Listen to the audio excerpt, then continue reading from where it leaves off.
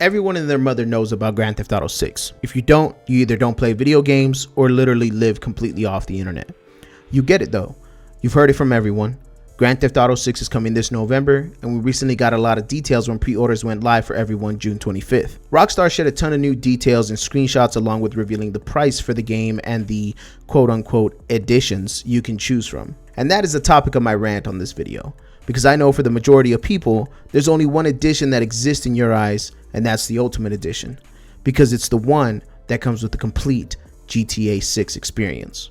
Editions have existed in the gaming industry for years now, and Rockstar were not the first company to have content stripped away from players if they didn't pay more money. The problem I have with this iteration of an Ultimate Edition though is the high profile development team behind the actual game and their parent company, Take-Two. Grand Theft Auto 6 is the biggest game launch of this year, this console generation, this decade, and extremely safe to say, probably of all time. That means that Rockstar Games has an insane amount of influence and ability to set trends and standards in the gaming industry, much like Nintendo does, which is the exact reason their first party titles are priced at $80.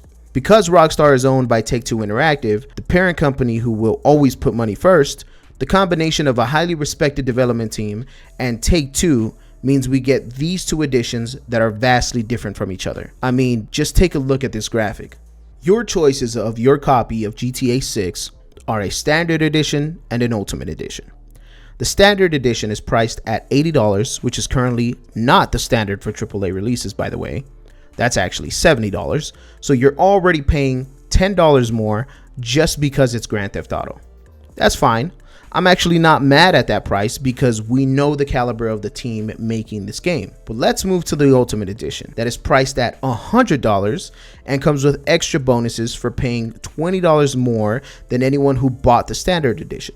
These bonuses include weapon skins, cars, clothes for both characters, hairstyles for both characters, and customization in the form of tattoos for both characters. But when you read on a bit more on Rockstar's website, we can see that you also gain access to actual side missions that include gang raids and car collecting.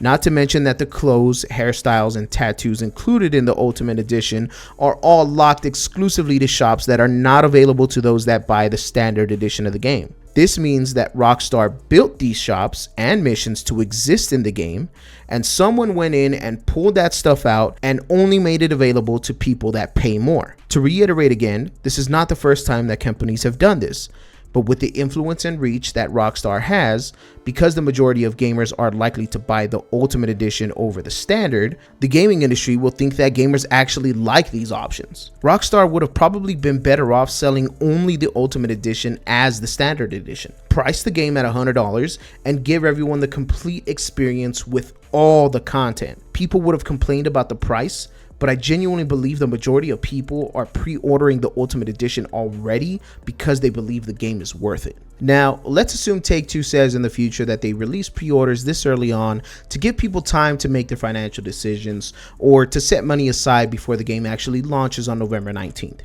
They try to spin it and say that they announced the price and pre-order early to give people time due to the economic struggles of the world.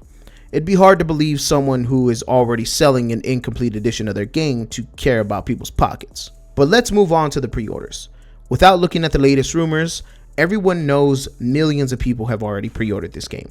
They pre-ordered the game without even seeing raw gameplay of this game in action. There's been 2 trailers that have released that show majority cutscenes and wide shots for the map. No one knows what the game will play like, what the game will look like on your base PS5 or Xbox Series S. Now, someone might say, well, it's GTA. It's going to look like GTA and play like GTA. And they're correct. But let's look back at a highly respected developer that had a shitload of anticipation for a video game based off their work on a previous series that was highly acclaimed. CD Projekt Red. Back in 2020, the developers of the Witcher series were getting ready to release a new game in a new franchise, Cyberpunk 2077. CD were heavily respected devs who gained the trust of gamers because of how good the Witcher franchise was and still is. When they showed gameplay of Cyberpunk, it looked insane.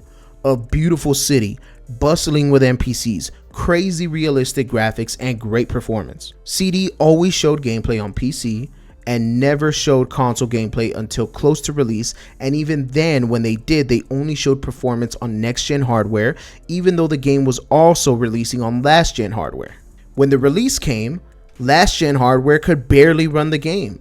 It was loaded with tons of bugs, visual downgrades, and led PlayStation and Xbox to issue refunds of the game. It even came off of the PlayStation Store.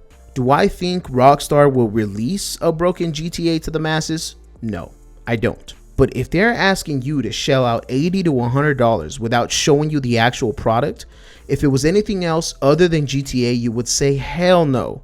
Because you learned your lesson when you blindly purchased Cyberpunk 2077 peak pandemic on your PlayStation 4. Let's also not forget that there are hundreds of little Timmies and Jimmies with their Xbox Series X consoles that are going to convince grandma to buy them GTA 6. Imagine if the game runs like shit on launch, and little Timmy's dreams are crushed because he can't convince grandma to buy a Series X or a PS5 Pro as well. We never dealt with that as kids when GTA 3, San Andreas, or Vice City were released. Hell, we didn't even deal with that 13 years ago when GTA 5 was released. But here in 2026, that is a major possibility. This all comes down to how much you trust Rockstar to produce a balanced experience for everyone on every console at launch. It's only fair that if you shell out $100 on a video game that is played on an already expensive console, that it works the day you buy it. Rockstar have definitely done enough to prove themselves as a developer that will deliver, but it's getting harder and harder to keep that trust in them when they are pulling bullshit like this and expect everyone to just eat it. The worst part about it, everyone is eating it, including myself. Now, I have yet to pre-order the game, but I definitely will once we get ourselves a raw gameplay trailer. And I don't knock any of my friends and family for pre-ordering the game right now. I'm simply just trying to prevent this from happening in the future with a developer that can't deliver on their promises. We've seen it happen before, and while I hope and pray this doesn't happen to GTA 6, once again, it's not out of the realm of possibility. Overall, I'm excited for the game. I do believe Rockstar will hit it out of the park, but I can't just sit here and pretend like when I finally purchase the Ultimate Edition, I'm going to be reluctant to enter my card details and possibly even face a little buyer's remorse until a couple of weeks before the launch of the game. I didn't even go over the fact that the game is launching without a disc in the physical version, or the fact that about a week after Rockstar announced there would be no physical version of the game, PlayStation also announced that they would stop releasing physical games in 2028 and beyond. That's a whole other topic that deserves its own light shined upon it, and that's coming from someone who has purchased games digitally that simply just doesn't want the option of physical games to disappear. But the purpose of this video is truly just to rant, because I don't think that Take-Two and Rockstar should promote this kind of greediness with the amount of influence they have over the gaming industry. With that, I'll leave you all with my favorite title theme from my favorite Grand Theft Auto game. Back when you can go to Walmart or GameStop, grab a physical edition for a discount price that came with the entire game and a physical map of the world you'll be playing in that you can hang right next to your poster of Halo 2.